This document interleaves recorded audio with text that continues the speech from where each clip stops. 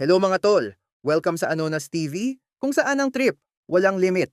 Habang abala kami sa paggawa ng pugon, napansin namin ang isang batang naglalako ng banana Q at kamote Q.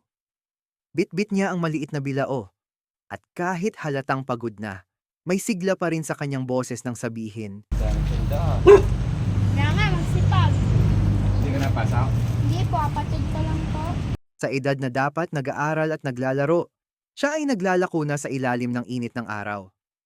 Hindi ito eksenang bago sa ating paligid, pero sa bawat kwento ng batang tulad niya, laging may kurot sa puso. Maraming bata ang nangangarap lang makapasok sa paaralan, pero hindi lahat nabibigyan ng pagkakataon. Kaya sa mga maswerte na may kakayahang mag-aral, samantalahin ninyo ito. Hindi lang para sa sarili, kundi para rin sa mga nangangarap pero hindi kayang abutin. Habang ang ilan ay may pribilehiyong mag-aral ng walang inaalala, may iba namang kailangang ipagpaliban ang kanilang pangarap para sa mas agarang pangangailangan. Sa mga may pagkakataong mag-aral, pahalagahan ninyo. Yan. Sarap niya, no? Banana cute, kamote cute. Banana cute, tol. Bisa mo? Okay. Ayan, magkano yan? Bale, 35, 35, 100 po. 135, 140, oh. 200 to. Sa'yo na sukli. Tama po. Ingat ka, ha? Wait lang po ba? Sige. Huwag mo nang biblihin, lalagyan ng Okay na, okay na yan. Huwag mo na, okay na yan. Hindi, dito lang. Maraming po salamat po. Okay, sige. Ihatid kita at magawa ng aso. Nauubos na yan. Opo. Nagtitiwala lang ako sa Panginoon. Bay, oo, tama yun. Habang tinikman namin ang kamote Q, hindi lang tamis ng asukal ang nalasahan namin, kundi ang realidad ng buhay. May mga batang tulad niya, na sa murang edad, natututo ng magsakripisyo para sa pamilya. Sana, dumating ang araw na wala ng batang kailangang mamili sa pagitan ng kabataan at responsibilidad. Thank you, ha. Yeah, thank you. Mas maganda yung ginagawa mo. Para sa mga kapatid mo rin yan, eh, no? Opo. Eh, tatlo kayo. Ikaw lang tumigil sa pag-aaral. Hindi po, yun. Isa rin po.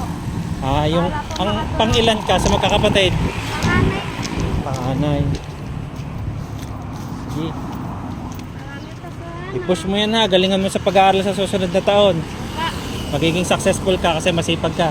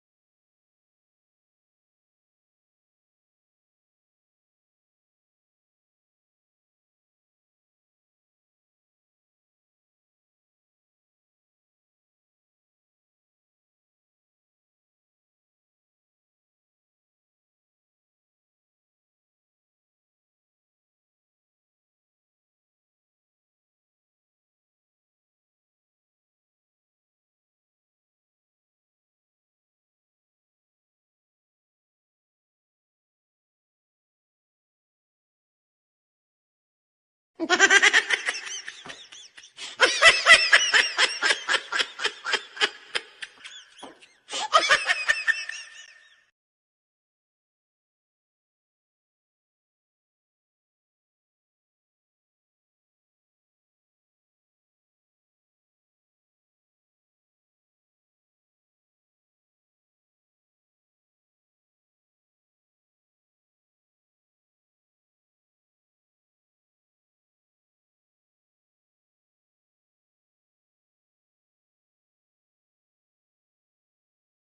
ha ha!